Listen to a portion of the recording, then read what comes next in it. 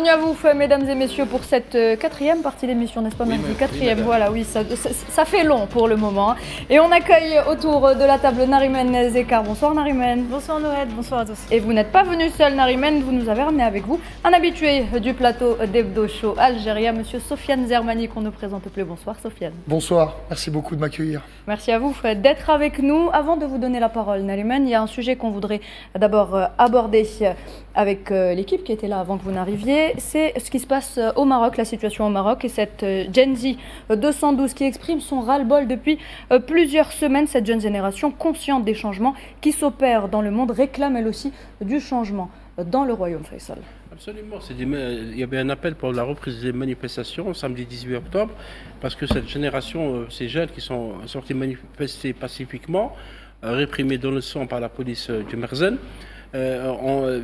l'élément déclencheur, c'était la mort de 8 femmes dans un hôpital dans le sud du pays. On voit à l'image comment ces manifestations pacifiques sont réprimées parce qu'ils attendaient quand même un message du roi Mohamed VI qui a fait un discours pour parler de tout sauf de ça, sauf de ces appels et de cette dénonciation des inégalités sociales, aussi du refus d'écouter l'appel de la jeunesse pour une meilleure éducation, pour un meilleur accès aux soins, etc. Et je rappellerai, si vous permettez nous être, quelques chiffres seulement consolidés par les organisations internationales qui donnent une idée sur l'ampleur de la pauvreté dans ce pays, le royaume du Maroc. C'est 45% de la population marocaine qui vit sous le seuil de la pauvreté.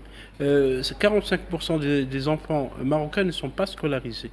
48% des jeunes, surtout diplômés, souffrent de chômage et 38% des sujets du Maroc souffrent de troubles mentaux. Ça, et 36% de chômage chez les jeunes de moins de 25 ans. Oui, absolument. Ça, c'est des chiffres par des organisations internationales. Ça vous donne une idée que ce pays n'est pas soit mal géré, que l'économie ne tient pas debout et que le gouvernement d'Aziz Akhnouch fait tout sauf développer le pays. Parce que rappelez-vous, le Maroc a souffert d'un séisme et des années, 3 ans, je pense, 3 ans plus après ce séisme, les maisons n'ont pas encore été construites dans le certaines personnes n'ont pas été relogées. Beaucoup de personnes n'ont pas été relogées. Pire, il y a des dépossessions actuellement au Maroc et c'est des médias marocains qui le disent au profit d'éléments sionistes, parce qu'il y a des juifs sionistes qui viennent au Maroc sous prétexte qu'ils étaient là avant les Marocains pour déposséder le peuple marocain de ses maisons. Donc tout ce climat de colère fait que les jeunes sont sortis pour alerter le gouvernement et le royaume pour dire qu'il y a quelque chose qui ne va pas dans le royaume, comme disait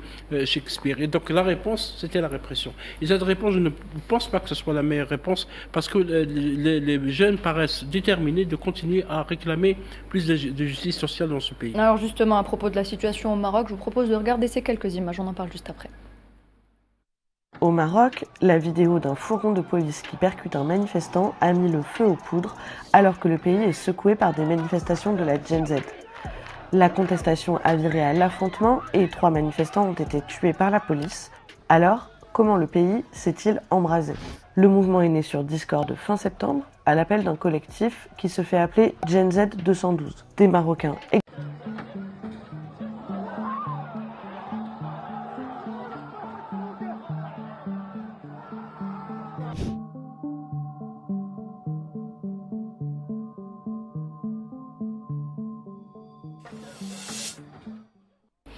Voilà donc, madame et messieurs, Tarek Hafid, c'est un Maroc à 2 vitesses auquel qu'on a en fait finalement aujourd'hui. Je pense qu'il faut rajouter quelques vitesses. Parce que... Moi je voulais parler du Maroc où il y a le Maroc touristique, celui que nous vendent les Occidentaux comme étant un Eldorado. Bien sûr. Et puis il y a avec le Maroc, un jeune roi, exactement. Démocrate. Et il y a aussi le Maroc où la jeunesse souffre finalement, le Maroc où le système de santé est pratiquement inexistant et où le système éducatif, pareil. Je pense que depuis le début de ces manifestations, déjà une prise de conscience, autant à l'intérieur du Maroc qu'à l'extérieur du Maroc. Mais je pense que ce n'est pas uniquement le fait que le gouvernement, depuis quelques années, mis sur des infrastructures sportives et au détriment... Non, le plus important, en fait, le poste le plus important du Merzen, de cette entité qui dirige le Maroc, c'est quoi? C'est l'effort de guerre. C'est le fait de mettre chaque année des milliards de dollars ou d'euros pour maintenir une armée dans un territoire occupé. Oui, c'est ça qui est en fait qui est en train de miner l'économie du Maroc. Ce n'est pas uniquement, je pense que ça doit être minime, mais c'est réellement ça, de garder des centaines de milliers de soldats en plein désert, d'acheter des équipements militaires qui en réalité ne servent qu'à tuer des civils pour occuper le Sahara occidental. C'est ça qui est en train de miner. Ces territoires occupés où il n'y a pas de manifestation d'ailleurs. Alors oui, voilà. Rappeler, hein. Donc on voit que vraiment les Sahraouis qui vivent dans les territoires occupés ne sont pas du tout intéressés par les soucis des sujets marocains, ni même dans le Rif. Donc on comprend qu'effectivement, ce n'est pas le Maroc. Exactement. Et ces manifestations, elles sont donc pour un retour à une vie normale au Maroc. Donc ils demandent donc un système sanitaire, un système éducatif, mais également l'arrêt de la normalisation avec l'entité sioniste Badis. Tout à fait. D'ailleurs, c'est depuis le début de la normalisation, c'est un acte qui est cycliquement remis, en tout cas dans les rues, exprimé par des associations, des opposants, pour comme crier leur désarroi, notamment avec cette décision que, je rappelle, a été prise d'une manière unilatérale et d'une manière incompréhensible. Même si on savait qu'effectivement, il y a certains éléments, je dirais, qui démontraient que le Maroc va dans ce sens. Ça a été évoqué tout à l'heure, la spoliation.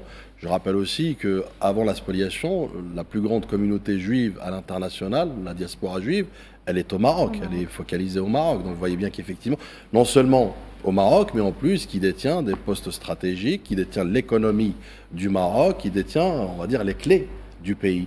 Sauf que l'aggravation avec la normalisation, qui finalement, les accords d'Abraham, c'est plus un aplaventrisme qui a été fait au profit de l'entité sioniste, mais sans rien en échange, puisqu'à ce jour, ça saurait si en tout cas les pays qui ont normalisé ont eu je dirais, un apport ou un quelconque avantage. Que nini, au contraire d'ailleurs, aujourd'hui on voit bien qu'effectivement le peuple reste debout, reste digne, notamment en matière de cause juste qui est la cause palestinienne, qui finalement touche tous les cœurs, toutes les âmes de la planète, notamment puisqu'on parle d'aspect humaniste et l'humanisme est universel.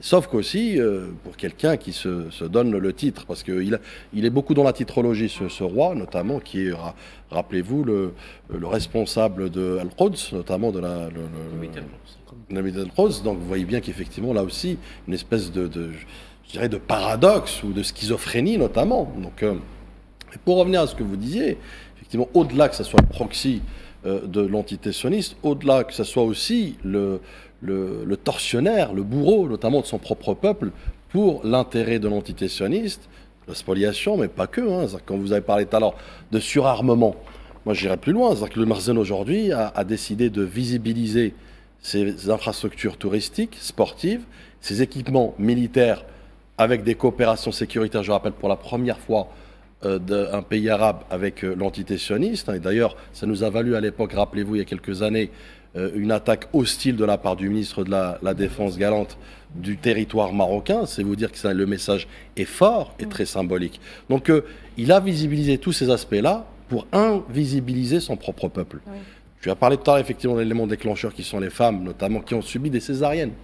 Figurez-vous, des césariennes en 2025 et qui en sont mortes. Ça a fait l'élément déclencheur. Mais je reviens sur le mouvement Gen Z. Effectivement, il réclame cette absence des priorités. Où cette génération, encore une fois je rappelle et je me répète peut-être là-dessus, c'est une génération de jeunes qui n'acceptent plus le diktat, quel qu'il soit interne ou de force étrangère. C'est une génération qui a fait tomber le mur du silence, le mur de la peur, le mur de la frustration et qui veut aujourd'hui, avant demain, des répercussions et une action concrète. Sauf que qu'est-ce qu'elle a eu en échange? Elle a eu une espèce de mutisme, une espèce de déphasage d'un roi qui ne sait plus quoi faire, qui, d'ailleurs, moi j'aime le dire à chaque fois, et c'est la réalité, qui gouverne son pays en télétravail, à distance, et qui n'arrive pas finalement à gérer, ne serait-ce qu'aujourd'hui, c'est pas un début, on est dans une espèce d'implosion sociale, sociétale, qui demande une dignité, qui demande les droits les plus fondamentaux, à savoir vivre. Et peut-être je finirai là-dessus. Vous savez, vous avez parlé tout à l'heure du taux de chômage, Marrakech. 17%. c'est-à-dire 5 points plus que le taux national. Marrakech, qui est le paradis touristique, notamment des touristes, y compris les touristes français, qui aujourd'hui subit, encore une fois, je dirais une marginalisation économique. C'est pour vous dire qu'effectivement, aujourd'hui, le Maroc est devenu l'archétype d'un pays en déliquescence totale, mais surtout aussi sans boussole, sans cap, sans projection, sans vision. Je voudrais, s'il vous plaît, pardon Mehdi, je vais vous donner la parole dans quelques instants, je voudrais qu'on repasse derrière vous les images du fourgon qui fonce droit dans ces images le manifestant, exactement, voilà, on le voit à l'écran. Mehdi, c'est tout de même grave de voir à quel point ces manifestations sont réprimées, ils vont jusqu'à écraser de sang-froid la police est au service du citoyen et là pour protéger le citoyen. Et quand tu vois que c'est des camions de police qui écrasent des jeunes manifestants, parce qu'ils ont l'air très jeunes ces manifestants, c'est ça, l'image est terrible et qui lui roule dessus. Tu vois le camion qui roule bien dessus. L'image est juste terrible. Quand on dit qu'une image vaut 1000 mots, cette image est juste horrible. Et c'est des manifestations pacifiques, les jeunes ne sont pas armés ou quoi que ce soit. Donc la vive allure de ce camion de police qui roule de cette façon sur un manifestant, je pense qu'il n'y a pas besoin de plus d'explications que ça, quoi. Tout est dit à travers malheureusement ces images terribles. On ne peut pas s'empêcher de faire le parallèle avec le Hirak qui a eu lieu chez nous en 2019. Écoutez, nous, le Hirak a été une manifestation où une goutte de sang n'a pas été versée, où les gens, je m'en rappelle, moi, je pense qu'elles ont fait le tour du monde, les images du Hirak, où les gens à la fin ramassaient les détritus dans des sacs poubelles et allaient les jeter pour ne pas salir les routes. On passait à 18h, après il y avait je ne sais pas combien de milliers de personnes dehors, tu passais à 17h, 17h30, la rue était plus propre qu'avant la manifestation, donc c'était juste exceptionnel. C'était des manifestations pacifistes et je pense qu'au début, à l'origine, au Maroc, c'était des manifestations pacifistes, mais qui ont dégénéré dû à la violence des forces de sécurité qui ont violenté le peuple frère marocain. Sofiane Zermani, comme tout Algérien qui se respecte, vous avez la Palestine dans le sang. Clairement, et au cœur. Et vous vous êtes à plusieurs reprises exprimé à propos du génocide qui se déroule à Gaza et à propos des atrocités que subit le peuple palestinien. Aujourd'hui, il y a eu plusieurs attaques à Gaza, il y a eu plusieurs bombardements. L'entité sioniste qui ne respecte pas son cessez-le-feu, Benjamin Netanyahou, qui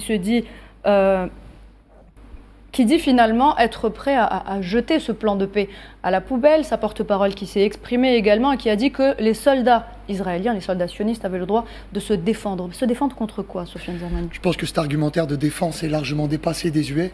Je pense qu'on a bien compris les intentions. En tout cas, on n'a qu'à ou allumer sa télé ou à sentir la température mondiale pour s'en rendre compte. Maintenant, à un moment, si la communication continue à être une blague à ce point-là, on les laisse parler. Nous, en tant qu'artistes et en tant que personnalité publique, je pense qu'on a quand même une responsabilité. On a une responsabilité de parole. On a un engagement vis-à-vis de nos publics, vis-à-vis de nos cœurs et vis-à-vis de ceux qui nous ont élus. Et moi, ce type de position, c'est des positions sur lesquelles j'ai jamais reculé et sur lesquelles j'ai pas hésité, parce qu'en réalité, on a l'habitude de dire chacun s'arrange avec son sommeil. Moi, je m'arrange avec mon sommeil. Si certains restent silencieux, ça les regarde. En tout cas, en tant qu'Algérien, effectivement, c'est, je pense, un trait majeur de nos caractères, de nos ADN, de nos manières de penser. De toute manière, au niveau de tous les peuples du monde, l'Algérie a toujours eu une parole de liberté, a toujours encouragé à cette liberté, l'a souvent financée même, l'a accueillie et l'a encouragée. Donc l'Algérie est toujours fidèle à sa ligne, j'en suis très fier moi personnellement, et même ayant grandi dans un autre pays, ça me tient au cœur et je l'ai dans le sang, et de toute façon, je pense que le monde se rend compte des choses, et qu'aujourd'hui, la communication qu'il peut y avoir sur ce sujet-là n'a plus réel intérêt. On n'écoute plus réellement ce qui se dit, on regarde plus réellement ce qui se fait. On est juste en train de se rendre compte que tout ce qu'on pensait depuis le début est en train d'arriver, que c'est encore plus grave que ce qu'on pensait. Et voilà. J'estime, moi en tout cas, que c'est le minimum, que c'est la base de se positionner, de parler.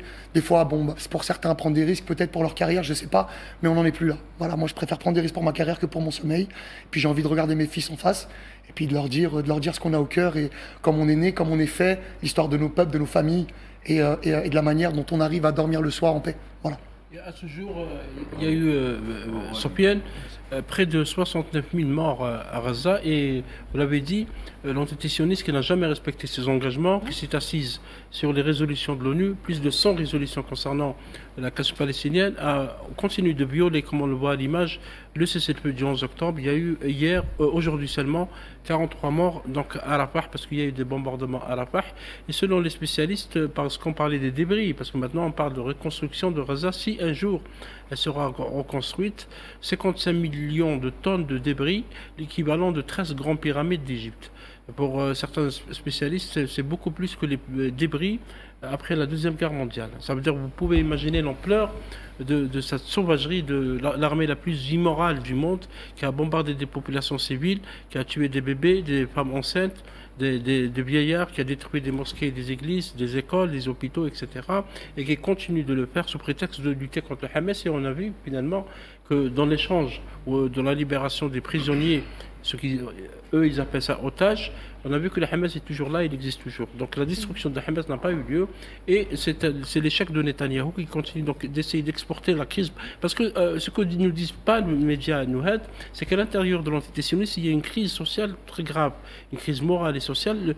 Les Ashkénazes et les séparats, les Juifs d'Orient et d'Occident, oui, entre eux, ils sont en train de se tirer dessus par des échanges, parce que la crise de Gaza a montré en fait que ce qui est appelé comme la plus grande, la seule démocratie au Moyen-Orient n'est pas aussi démocratique que ça et qu'il n'y a pas cette cohésion sociale à l'intérieur de la société sioniste. Tarek Hafid, ce génocide à Gaza a finalement montré le vrai visage de l'entité sioniste, une entité que l'on connaissait déjà, c'est-à-dire avant même ces massacres, c'est-à-dire tout était une entité voyou aujourd'hui est reconnue au sein de la communauté internationale. Je vais dire ce pseudo-plan de paix, qui est en fait un coup d'esbrouf pour récupérer donc, ces prisonniers, et puis maintenant tout est permis. C'est ça qui est dramatique. Et on le voit très rapidement, il y a combien? Une semaine, même pas, que ça a été, donc signé, et puis là maintenant on voit les limites de ce plan. On a vu aussi l'état des dépouilles des prisonniers palestiniens. Totalement, dans des conditions vraiment abominables. C'est... voilà. C'est-à-dire, au bout d'un moment, on ne sait même plus quoi dire et c'est terrible. Et je pense que... je ne sais plus. Voilà, les dépouilles qui étaient dans les prisons sionistes, Tarek, ont été... on a enlevé les organes. On a enlevé les reins, on a enlevé les cœurs, on a enlevé on a tué. On a attaché et rempli de coton. Si vous avez vu une autre sauvagerie dans l'histoire, dites-le moi. Même des morts n'ont pas été épargnés, on les a remis dans des sachets en blanc. Le monde entier a vu ça. Ils n'ont pas pu être identifiés. Ils sont arrivés bandés. Juste une chose. Un dernier mot sur le sujet. Avant même le 7 octobre, Gaza était déjà un territoire invivable. Ça, il ne faut pas imaginer que Gaza, avant le génocide, c'était... pas du tout. Déjà, c'était invivable. J'ai des amis qui vivent fort... Alhamdoulilah, ils sont encore vivants, vraiment dans des conditions catastrophiques. Maintenant, c'est inimaginable. Je ne sais pas comment ça va se finir, mais en tout cas, c'est dramatique. Voilà, c'est tout ce que j'ai à dire. Très bien, merci Tarek Hafid. On passe dans quelques instants à notre dernière rubrique.